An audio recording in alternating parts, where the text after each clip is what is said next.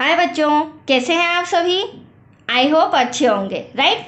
चलिए, मैं Yogita Prajapati YouTube channel पे आप सभी बच्चों का स्वागत करती हूँ और आज मैं आपके लिए लेके आई हूँ एक्सरसाइज 2.2 को, जिसका क्वेश्चन नंबर फर्स्ट और फर्स्ट में भी 6 सम है। उसमें से आज मैं आपको पहले नंबर का सम, फर्स्ट नंबर का सम समझा रही हूँ, राइट बच्चों। तो ये समझने के पहले एक थोड़ा सा बेसिक कॉन्सेप्ट क्लियर कर लीजिए कि किस अकॉर्डिंग ये हमें सम दिया गया है और इसे कैसे हमें सॉल्व करना है, राइट। छोटा सा फॉर्मूला है, वो आप पॉइंट समझ लीजिए, फिर हम सम सॉल्व करेंगे, राइट बच्चों। अब देखिए, जो हमारा सेकेंड चैप्टर है बहुपद, उसमें होता है द्विघात समीकरण। क्या होता है? द्विघात समीकरण। अब ये द्विघात समीकरण क्या होता है? इसके अंतर्गत एक फॉर्मूला होता है द्विघात सूत्र विधि, ठीक है, जिससे हमें आगे की एक्सरसाइज जो है 2.3, 2.4 उन्हें सॉल्व करना रहेगा। बट आप बेसिक पॉइंट समझ लीजिए। द्विघात समीकरण ax² plus bx plus c equals to 0, जो हमें सम दिया गया है बच्चों, इसी अकॉर्डिंग दिया गया है। द्विघात मतलब जिसकी दो घात होती है, राइट। अब देखिए, यहाँ पर आप देख रहे होंगे x² का गुणांक क्या दे रखा है? a। x² का मतलब कोई भी डिजिट हो, हमें सम के अंदर x² के आगे कुछ भी डिजिट आ सकती है तो उसका गुणांक हो जाएगा। मान लीजिए फॉर एग्जांपल 5x है तो यहाँ पर 5x² है तो यहाँ पर x² का गुणांक क्या हो जाएगा? 5। ठीक वैसे ही अगर मैं इस फॉर्मूले की बात करूँ तो x² का गुणांक क्या हो जाएगा? a।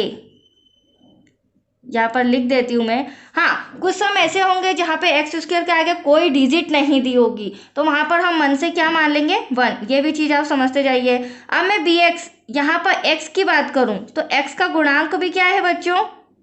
b। तो ये हमारा x² का गुणांक, ये हमारा x का गुणांक।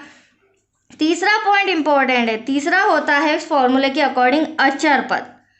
क्या होता है तीसरा पॉइंट? अचर पद। अब अचर पद का मतलब क्या होता है?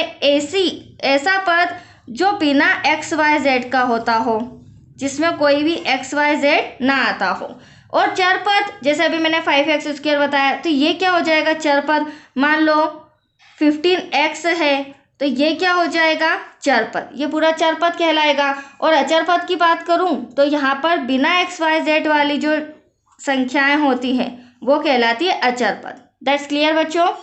चलिए, ये तो हो गया हमारा छोटा सा कॉन्सेप्ट। इसके बाद जो हमें सम में फॉर्मूले दो यूज होने वाले हैं जिसके थ्रू हम सम सॉल्व करेंगे वो समझ लीजिए। देखिए, शून्यकों का योगफल फर्स्ट नंबर पे, ये फॉर्मूला अच्छे से समझ लीजिए। अल्फा प्लस बीटा, ये अपने मैथ्स के सिंबल्स हैं, साइन है। तो ये इस तरह से आपको अल्फा बनाना है और इस तरह से आपको बीटा बनाना है, राइट बच्चों। तो अल्फा प्लस बीटा, जो भी हमारे दो आंसर आएंगे द्विघात समीकरण में x है तो जो भी दो x आते हैं, मान लो किसी में 4 आया, किसी में 3 आया, तो हमें वो वैल्यूज रख के इनको सॉल्व करना है। ठीक वैसे ही शून्यकों का गुणनफल। अब योगफल हमें फाइंड करना है तो हैंड टू हैंड हमें गुणनफल भी फाइंड करना होगा। तो ये होता है गुणनफल, बात आ रही है तो डॉट लग जाएगा, मतलब कि मल्टीप्लाई का साइन। That's clear. ये हमारा प्लस का और ये हमारा मल्टीप्लाई का। तो इन दो फॉर्मूले के अकॉर्डिंग हम सम को सॉल्व करेंगे और जो हमें सम दिया है वो इस समीकरण के अकॉर्डिंग दिया गया है, राइट बच्चों। तो चलिए अब स्टार्ट करते हैं फटाफट। ये देखिए, x² bx और c, राइट। तो चलिए अब हम क्या करेंगे, मैंने अभी आपको जस्ट समझाया था। हाँ, एक बार सम एक्सप्लेन कर देती हूँ, मैंने सम नहीं पढ़ा था। देखिए, निम्न द्विघात बहुपदों के शून्य ज्ञात करना है हमें। इनके क्या ज्ञात करना है? शून्य। जैसे अभी मैंने आपको बताया था 2x ज्ञात करना है, ठीक है। और शून्यकों तथा गुणांकों के बीच के संबंध की सत्यता की जांच करना है, मतलब हमें वेरीफाई भी करके बताना है कि जो हम आंसर लेके आए वो सही है या गलत। ये सम बहुत इंपॉर्टेंट है क्वेश्चन नंबर फर्स्ट के, जो एग्जाम में 100% पूछे जाते हैं, राइट बच्चों। तो ध्यान से समझिएगा। देखिए, सबसे पहली बात, x² दे रखा है -2x और 8, ये हमारा अचर पद है। या x का गुणांक 2 आ गया और यहाँ पे x² का गुणांक कुछ नहीं है तो मैंने अभी बताया था हम 1 मान लेंगे। That's clear. तो हम क्या करेंगे, शून्य ज्ञात करने के लिए 8 1 जा 8, हालांकि आगे के सम में आपको डिजिट मिलेगी बट यहाँ पर कुछ नहीं है तो 1, 8 1 जा 8। अब यहाँ पर ट्रिक अच्छे से समझिए, मुझे क्या करना है, इसका गुणनखंड करना है। मतलब बीच में जो आपको डिजिट दिख रही है 2, प्लस माइनस करने पर 2 आना चाहिए, देन मल्टीप्लाई करने पर 8 आना चाहिए। ये कंडीशन है इस सम की, ठीक है। आपने 9th क्लास में ही पढ़ा होगा। तो देखो बच्चों, अगर मैं डायरेक्टली आपसे पूछूं तो कंफ्यूज हो सकते हो, इसलिए शॉर्ट ट्रिक बता रही हूँ। लास्ट में जो भी डिजिट है उसका एक्स स्क्वायर में गुणा करके जो भी डिजिट आती है, फाइनली मेरी तो 8 आई है, इसका हम एलसीएम लेंगे। तो आप फटाफट मुझे आंसर वो दो संख्याएं बता देंगे कि क्या प्लस माइनस करें तो 2 आए और उन्हीं दो संख्याओं का मल्टीप्लाई करें तो 8 आए। That's clear. तो यहाँ पे 2 4 ज़ा 8, 2 2 ज़ा 4, 2 1 ज़ा 2। मैंने आपके सामने एलसीएम लिया। अब मैं आपको इसका गुणनखंड बताती हूँ। 2 2 ज़ा 4, 4 में अगर हम 2 का मल्टीप्लाई करेंगे तो दैट्स योर आंसर, 8 आ रहा है बच्चों। ठीक ऐसे ही अगर 4 में मैं 2 माइनस करती हूँ तो आप सम के अंदर आंसर देख सकते हैं। मतलब ये सबसे इम्पोर्टेंट चीज़ है। अगर आपको ये फैक्टर्स करना, गुणनखंड करना आ गया कि बीच वाली संख्या अगर आप ले आए तो मल्टीप्लाई वाली तो इजीली आ जाएगी, राइट। और वही दो संख्या लेना है, ठीक है बच्चों। अब अगली स्टेप क्या हो जाएगी, ये तो आप समझ गए। 4 में से 2 गया तो हमें इससे कोई मतलब नहीं है, हमें मतलब है इससे, ठीक है, बीच वाली डिजिट से। फर्स्ट स्टेप में हम क्या करेंगे, ब्रैकेट लगाएंगे, क्योंकि माइनस का साइन है। प्लस का होता तो भी मैं ब्रैकेट लगाती। रफ में हमने क्या किया है, 4 माइनस का 2। अब हमारे सम में एक्स दे रखा है, हो सकता है अदर चरपद दे रखे, वाई भी दे रखे, जेड भी दे रखे, तो जो दे रखेंगे वो हम लिख लेंगे। माइनस का 2x हमने रफ में माइनस किया है, वही डिजिट मैंने यहाँ पे लिख ली। माइनस का 8 एज इट इज ऐसा का ऐसा। अब हम क्या करेंगे, नेक्स्ट स्टेप में ये जो ब्रैकेट है इसे हटा देंगे।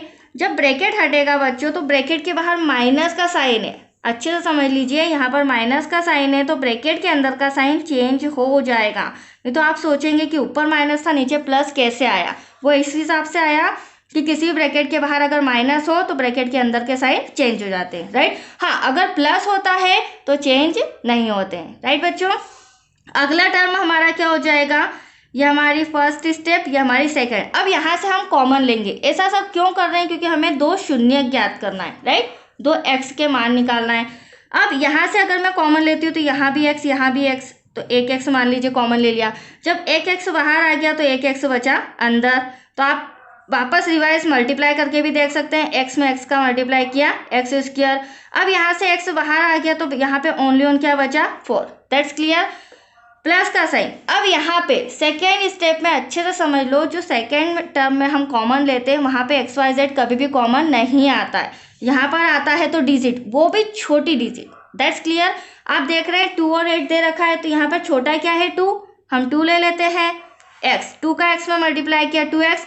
साइन का भी ध्यान रखिए, प्लस माइनस माइनस, मुझे माइनस लाना है तो प्लस माइनस माइनस। 2 का मल्टीप्लाई किस में करें कि 8 आ जाए, तो 2 का मल्टीप्लाई 4 में करेंगे। आपको कैसे भी करके जो दो ब्रैकेट्स है ना बच्चों, ये सेम लेके आना है, ये कॉमन आना ही चाहिए। तो इनमें से मैंने एक कॉमन ले लिया। हाँ, अगर साइन भी आप गड़बड़ करते हैं, मान लो यहाँ माइनस है यहाँ प्लस है, तो आपका सम गलत हो जाएगा। आपको साइन का भी ध्यान रखना होगा। और जो ब्रैकेट के बाहर है उसे मैंने ब्रैकेट में ले लिया। यहाँ तक कोई डाउट? No doubt. चलिए, अब आंसर तो एटलीस्ट मेरा आ चुका है, लेकिन हमें क्या निकालना है, शून्यक। और जैसे ही हम शून्यक निकालेंगे तो फिर शून्यकों और गुणांकों के बीच की जांच करेंगे। तो देखो, शून्यक निकालने के लिए हम क्या करेंगे, x - 4 = 0, x + 2 = 0। माइनस का 4 उधर जाके प्लस का हो जाएगा, प्लस का 2 उधर जाके माइनस का हो जाएगा। Any doubt? ये हमारा अल्फा हो जाएगा बच्चों, ये हमारा बीटा हो जाएगा।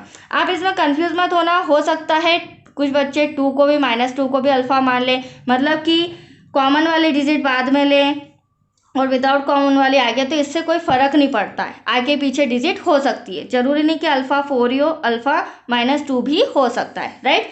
अब जो मैंने अभी आपको फॉर्मूला बताया था, अब हमें इनकी जांच करनी है, जो हम आंसर लेके आए वो सही है या नहीं।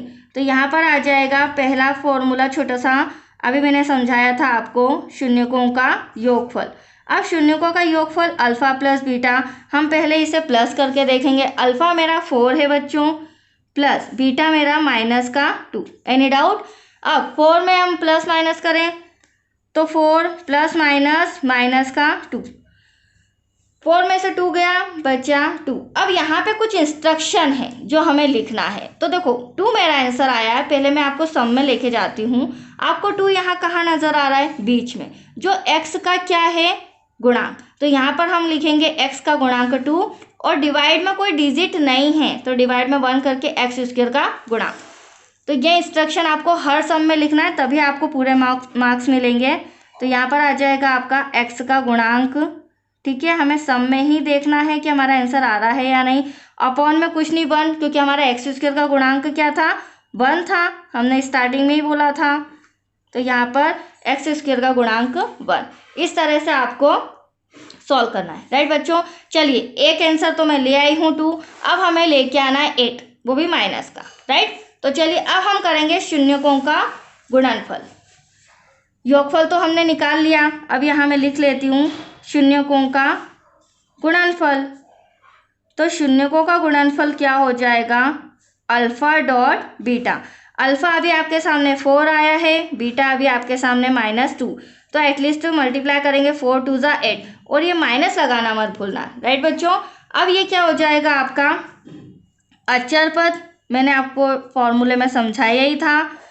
देन लास्ट में डिवाइड में यहाँ पर कुछ नहीं है तो 1, तो ये हो जाएगा एक्स स्क्वायर का गुणा। ये इंस्ट्रक्शन लिखना जरूरी है। तो आप देख लीजिए -8 आपका आ रहा है, ये रहा सम 2 भी आ रहा है, और एक्स स्क्वायर का गुणांक 1 भी आ रहा है। दैट्स क्लियर बच्चों, ये इंपॉर्टेंट सम है, अच्छे से प्रैक्टिस कीजिए। राइट लगा दिया मैंने, आंसर लिखना था, खैर कोई बात नहीं, बट आप इनकी प्रैक्टिस कर लीजिए, राइट बच्चों। आया समझ में आपको। अब मैं आज के लिए तो इतना ही, कल मैं सेकंड सम समझाती हूँ, इसकी प्रैक्टिस कर लीजिए, फिर सेकंड ट्राई करना, राइट। Thank you.